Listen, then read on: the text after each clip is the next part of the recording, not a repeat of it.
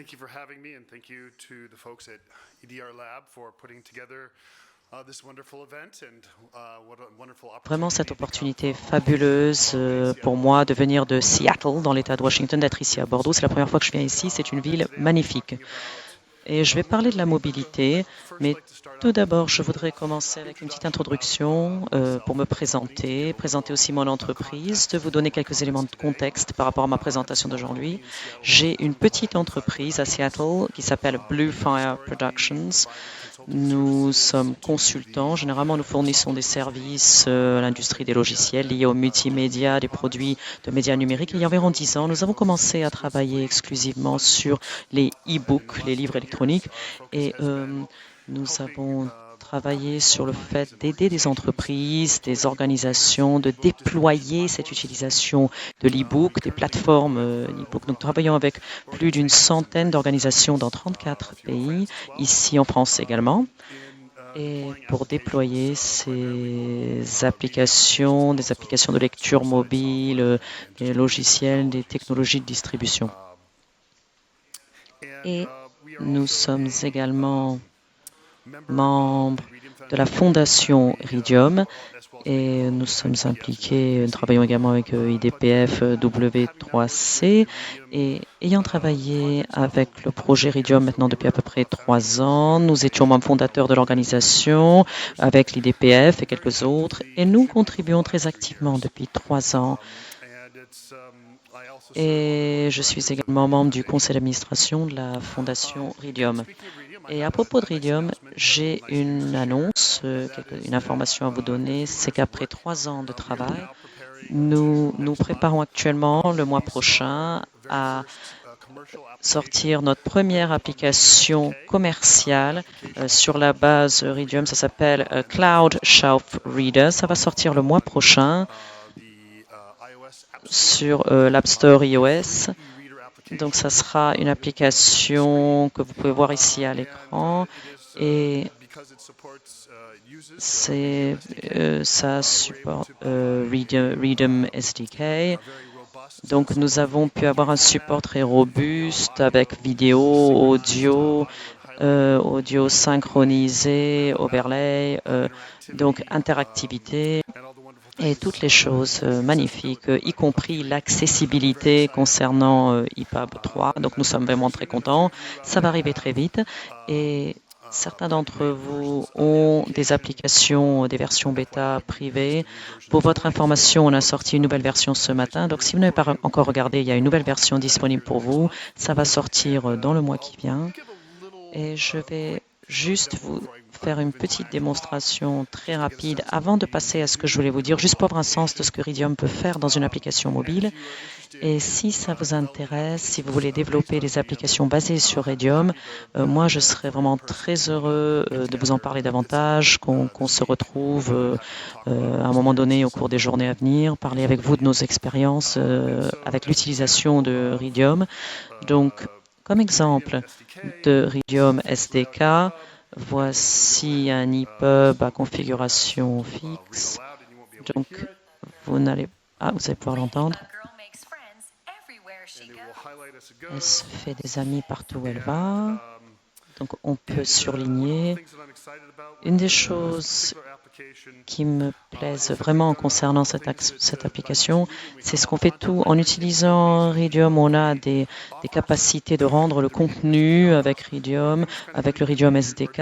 Et une chose assez unique que nous faisons avec cette application particulière, nous avons ajouté les caractéristiques, les annotations, le surlignage, la numérotation des pages, la recherche, toutes ces choses-là.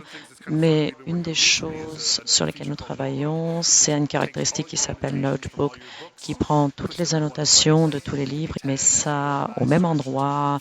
On peut les organiser, les filtrer. Donc pour les chercheurs, c'est un outil très intéressant pour pouvoir recueillir toutes les annotations, les mettre toutes au même endroit. Et ensuite, retourner vers le livre et continuer de lire le livre.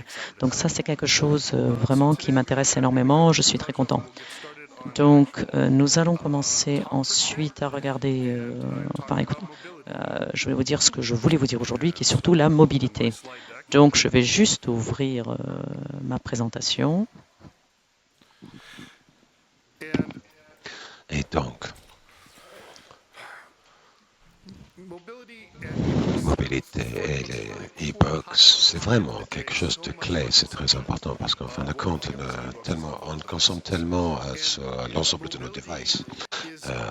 Et donc la mobilité transforme la façon que nous interagissons avec le contenu en général et d'une manière dramatique. Parce que comme nous savons, on part en arrêt de bus, dans une gare, et les gens vont s'asseoir, ils vont sortir leur téléphone et tout le monde regarde leur device. Et donc cette prolifération des devices mobiles a vraiment, et c'est sans précédent dans l'histoire en ce qui concerne l'adoption des technologies à l'échelle mondiale, et ça transforme complètement l'industrie de l'édition, mais pas seulement mobile, mange le monde. Et il y a beaucoup de choses à voir, mais je vais essayer de me concentrer sur ce que nous avons vu de nos expériences en travaillant avec nos clients, les essayant de déployer les applications mobiles. Et quand on regarde la mobilité, quand on réfléchit à l'e-pub, c'est une question de la génération, de développer le contenu puis optimiser pour le mobile. Il y a certaines choses qu'on oublie quand il s'agit du mobile. Et c'est ça que je voudrais me concentrer sur aujourd'hui en vous parlant de cette question et ce sujet. Et la première chose que je voudrais regarder aujourd'hui, c'est le système responsif, adaptif. Et si on prend un document PDF et on essaie de le lire sur mon device mobile, ça va être désagréable. C'est trop petit et il faut balader dans la page et ça ne va pas être agréable. Vous n'allez pas avoir envie de lire comme ça, mais parfois il faut. Et c'est obligé. Et c'est bien qu'on peut le faire, mais ce n'est pas idéal. Et ce que fait EPUB, comme nous savons bien, ces fonctionnalités clés, c'est cet élément responsif. Et l'avantage ici, c'est une question de reflow. Et quand on va dans un document, vous le savez tous, si on regarde un document, bon exemple ici. Reflow, donc ça veut dire que le contenu va remplir chaque page et je peux changer la taille de la police et ça va réorganiser le display, l'ornement. Et je vais pouvoir lire le document de manière confortable et ça c'est quelque chose de très important avec EPUB et absolument essentiel pour la lecture mobile, pour la consommation mobile. Mais ce qu'on oublie souvent dans notre secteur, dans notre industrie, dans la responsive, est d'optimiser le contenu pour le mobile. Ce n'est pas juste une question de reflow, ça en fait partie, c'est un composant dans l'ensemble de l'expérience utilisateur mobile et de la design interface. Et il y a beaucoup de caractéristiques, d'outils qui nous permettent d'optimiser le contenu pour les écrans de toute taille, petit, moyen, grand, écran, mural, etc. Et ce n'est pas juste une question de texte, c'est une question de la mise en page, c'est comment gérer les images, comment gérer les tableaux. Et la réalité de mise en page responsive, c'est une forme d'art et qu'on n'a pas encore exploré, développé avant cette décennie. Et il y a beaucoup à faire. Nous n'avons pas encore des programmes éducationnels, on n'a pas un master en responsif, etc. Mais on a besoin parce que c'est quelque chose qui va devenir l'avenir du contenu sur les écrans. Et si on veut que cette expérience soit une expérience belle, utile, positive, et c'est un art, et ça nécessite vraiment des capacités de l'expertise, et de prendre le contenu et de le mettre dans le format EPUB c'est pas une garantie d'avoir un bon livre de bonne qualité, une bonne expérience pour le lecteur que de prendre tout simplement le texte et de le mettre dans un livre physique sur papier. Comme nous savons, ça nécessite de l'expertise. Et dans le cas des livres, on avait des siècles pour comment mettre en page le contenu dans les livres. Et quand il s'agit d'un autre responsif comme ça, adaptif, ça va nous prendre des décennies encore, je pense, à vraiment apprendre comment gérer le contenu. pour les devices mobiles. Et je pense que c'est absolument essentiel dans notre secteur, dans la décision, de ne pas oublier. C'est simple, on a pris notre livre, on l'a mis dans EPUB, c'est fait. Mais de convertir un fichier, c'est juste le début. Mais la mise en page pour le responsive, pour le mobile, c'est un art, c'est une expertise, c'est un métier. C'est dommage, il y avait un événement la semaine dernière aux États-Unis, au Canada en fait, sur le sujet pour les experts sur ce genre de choses. Et ils cherchent du travail parce que souvent, l'industrie de l'édition, ils vont faire ça offshore ou ils vont prendre la conversion la moins chère possible. Et je ne peux pas vraiment vous dire, les éditeurs parmi nous aussi aujourd'hui, pensez à embaucher ces gens parce qu'on a besoin d'eux dans cette industrie. La deuxième chose que je voudrais vous parler, c'est la lecture hors ligne. Et comme nous savons, EPUB, c'est packagé, c'est embarqué, on peut prendre un ensemble de chapitres, les packager ensemble, et l'ensemble des les éléments pour pouvoir faire la lecture hors ligne. Et on pense souvent que c'est une capacité, c'est une possibilité ou même une exigence. On attend bien qu'on doit pouvoir lire hors ligne, mais nous oublions parfois à quel point c'est unique, quelle est cette capacité de lire hors ligne quand on pense à d'autres expériences mobiles. Il y a aussi des opportunités autour de ceci, parce que quand on réfléchit à la lecture hors ligne, comment on réfléchit comment nous interagissons avec nos devices, on devient presque accro. Et on regarde Facebook, Twitter, mais c'est juste des accès connectés. E-book, ça fait partie des peu de choses qui restent consommables, qui est expérientielles, dont on a envie tout le temps. Hors ligne aussi, quand on n'est pas connecté, dans le bus, dans le train, on est dans les bois, on est à côté de la piscine, à Acapulco. Et ça, c'est quelque chose de relativement unique dans la capacité que les autres consommables, les contenus consommables ne proposent pas. Et c'est une réelle opportunité pour nous dans cette industrie de réfléchir à quel est cet avantage, comment on peut utiliser cet avantage pour pouvoir promouvoir et pouvoir aussi en tirer profit et développer. Parce que souvent, quand on réfléchit au fait que quand ils sont hors connexion, ils cherchent quelque chose à consommer. Et quels sont ces moments? Qu'est-ce qu'ils font? Et il y a cette chose en commun, que ce soit le fait de voyager, d'être en transit, d'en tirer avantage de cela. Comment est-ce qu'on peut bénéficier que nous avons cette capacité dans les e-books de vraiment donner des bonnes expériences hors connexion. Aussi, deuxième chose, la prochaine chose que je voudrais vous en parler, c'est le mobile. Le mobile est souvent c'est expérientiel au niveau de sa concentration et son objectif. Au lieu de réfléchir au mobile et les livres en tant que produit qu'on livre, qu'on fournit, en réalité, c'est une expérience mobile et ça vit dans un contexte d'autres expériences mobiles. Donc, un livre, c'est quelque chose de très indépendant.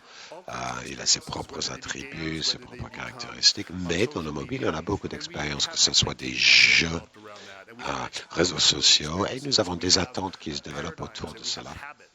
Et autour de ces expériences, ces utilisations, des paradigmes, les habitudes, des choses en commun aussi à travers ces médias.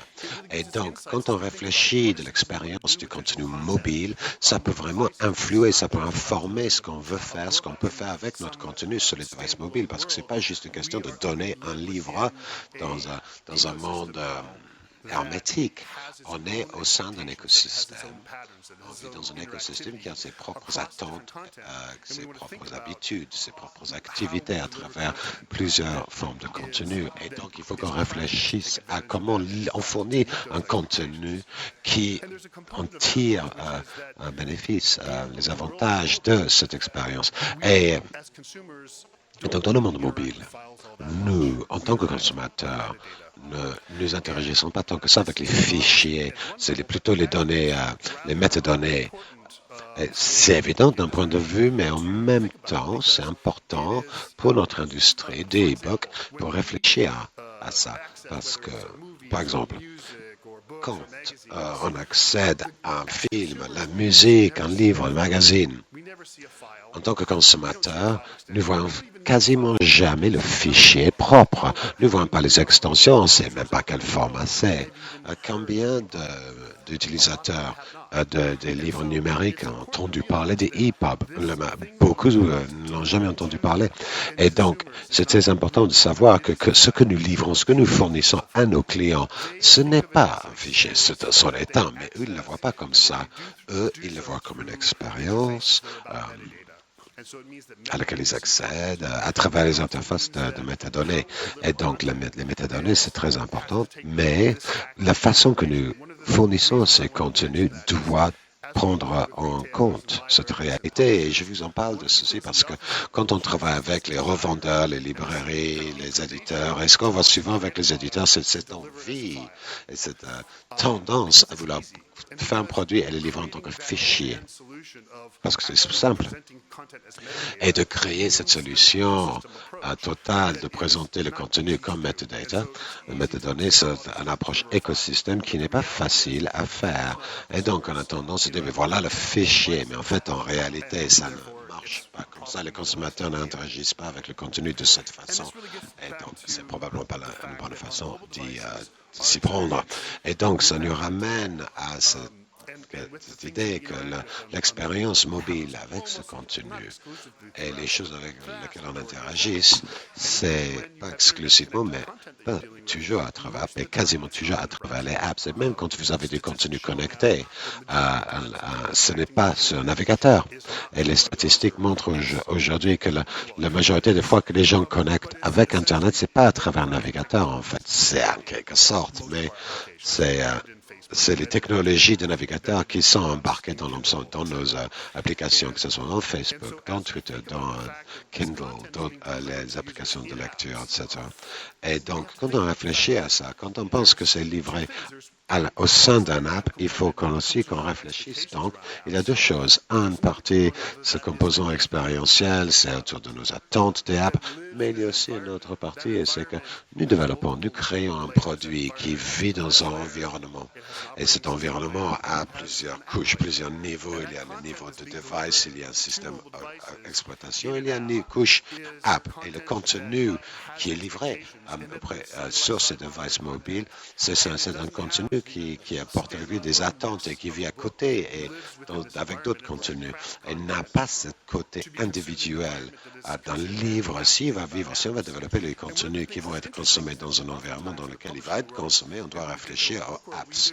Et ce qui est très intéressant, c'est dans le monde de l'édition et dans le monde des livres numériques, on pense à des apps en tant comme étant quelque chose indépendant, comme un titre, ou on pense de manière très générique à des applications de lecture, le contenu qui est dedans, mais il y a tout un monde, et c'est très excitant dans ce monde EPUB. Il y a tout un monde où on peut créer des combinations complètement uniques.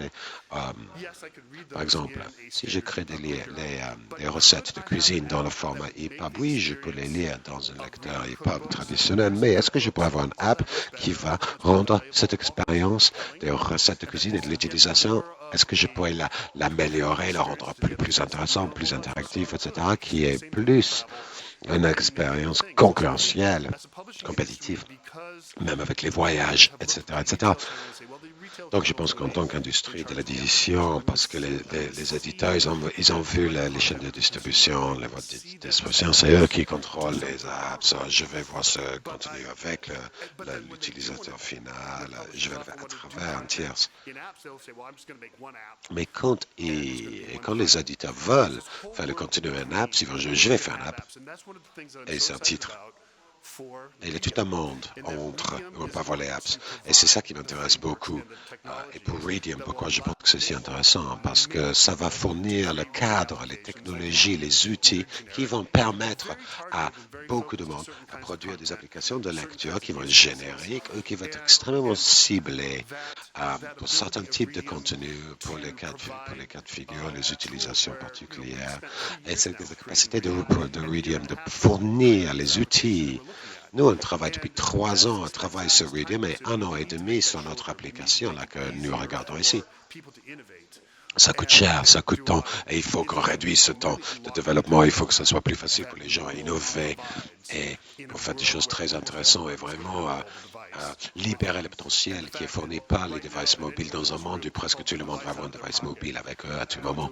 Et le fait que actuellement que presque n'importe qui peut sortir ce device de leur poche, aller sur plein d'endroits différents et accéder à des catalogues de millions de livres et les télécharger comme cellulaire, c'est absolument exceptionnel, c'est extraordinaire. Et EPUB et la Fondation Iridium, je pense, sont absolument critiques et font partie intégrale pour développer cet environnement, créer cet environnement, on peut vraiment débloquer ce potentiel.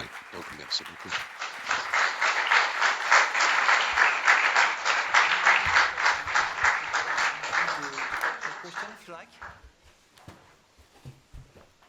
On a peut-être des questions, il nous reste un petit peu de temps pour poser des questions, pour parler.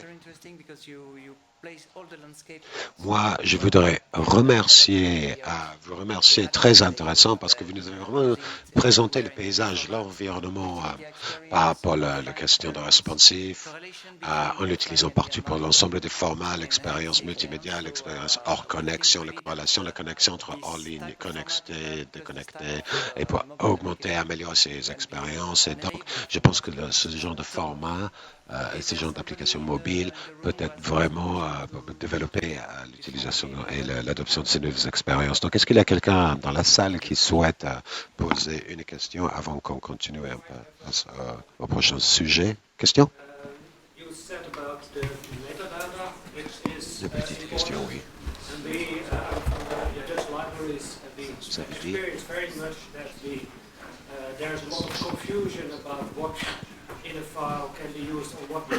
Désolé, je n'entends pas la question.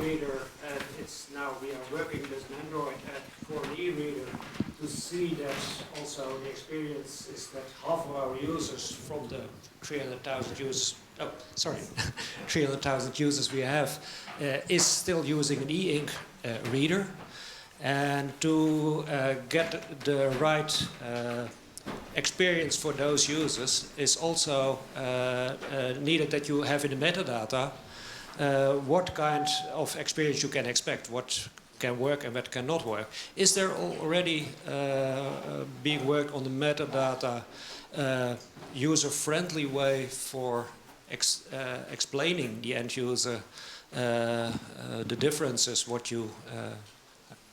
I'm sorry, I didn't quite understand the core question. The core question is, you said, the end user does not know what is the file format or things like that. Now we see that there sometimes are certain elements in the EPUB which can be used on one platform and not on another platform. It becomes more and more difficult to explain beforehand, before somebody buys a book or buys a book, what he can expect. So, is there some standardization in the metadata that we can better announce? Yeah, that's a good point. That is a good point. I'll repeat the question, and I think it's an excellent. C'est une bonne question. Et je vais répéter la question. C'est une excellente question, en fait. Dans un monde de devices et des capacités et des fonctionnalités différentes à travers, dans le cas de EPUB Free, vous avez par exemple la capacité de fournir les expériences de contenu qui peuvent marcher sur un device et pas sur d'autres. Et ça devient un défi dans la communication auprès des consommateurs, des utilisateurs, ce qu'ils peuvent attendre comme expérience, comme résultat. Et je suis entièrement d'accord. Et je pense qu'il y a un problème assez similaire par rapport entre les designs fixes et responsifs. Et la question précise, est-ce qu'il y a des métadonnées qui peuvent traiter, qui peuvent résoudre ce problème? Et je dirais que je suis probablement pas la bonne personne pour vous parler de métadonnées, mais EPUB est plutôt flexible, souple en ce qui concerne le type de métadonnées qui peuvent être stockées. Donc on peut inclure ce genre d'informations, oui, mais Mais ce que je ne pense pas qu'on a aujourd'hui, c'est un standard sémantique pour pouvoir exprimer ça d'une manière standardisée qui peut être utilisée dans la communication. Et c'est quelque chose qui manque dans notre industrie. Et c'est une bonne question, parce que, comme je disais, les gens ne savent pas ce que c'est un hip-hop. Et même s'ils savent que c'est un hip-hop, est-ce que c'est... On peut savoir ce que c'est. Oh, hip-hop est rétrocompatible. C'est un système de calcul hip-hop 2, on pourrait voir une partie, on peut voir les images, les textes, mais pas forcément les vidéos, etc. Et comment est-ce qu'on peut définir ou contrôler les attentes des utilisateurs? Et je crois qu'une grande partie de ceci, c'est une question des plateformes de distribution qu'on utilise. Et je ne pense pas qu'ils ont vraiment bien fait encore, mais si on regarde iBooks et Amazon et Kindle, comme ils ont essayé d'aborder ces questions, où ils vont souvent parler des fixes comme des livres illustrés, et ils vont parler des livres améliorés, ou enhanced. Donc, on n'a pas vraiment un langage standardisé pour exprimer ces idées, mais je pense que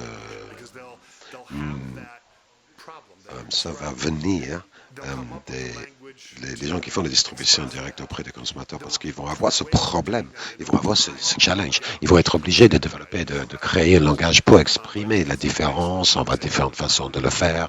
Et avec le temps, ça va se standardiser.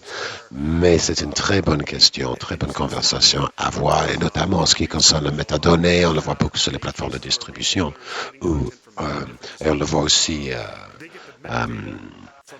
dans le monde de revente, où il y a beaucoup de distributeurs qui fournissent, ils ont les métadonnées de l'ensemble des distributeurs par rapport à la catalogue qui est disponible pour eux à revendre, où ils vont ensuite vendre le contenu auprès des utilisateurs, mais le revendeur ne va jamais travailler sur les fichiers eux-mêmes. Le distributeur détient les fichiers, souvent à cause des raisons de DRM, et ils vont le livrer auprès du consommateur à la fin, après la vente. Donc, le revendeur ne sait rien du contenu, quasiment rien. Donc, c'est quelque chose que nous voyons tout le temps, parce que nous avons les clients, les consommateurs qui vont galérer avec cette question. Ils peuvent livrer le contenu, mais leurs utilisateurs ne peuvent pas l'utiliser au sein de leurs propres applications, et ça, c'est un véritable challenge pour cette industrie. Donc oui, il faut avoir des métadonnées sémantiques. Et dans Hip-Hop 3 peut-être, mais peut-être on accède d'autres façons d'exprimer ce genre de fonctionnalités, de capacités. Donc oui, je suis tout à fait d'accord, mais malheureusement, ça n'existe pas aujourd'hui, mais on a besoin. Donc merci beaucoup.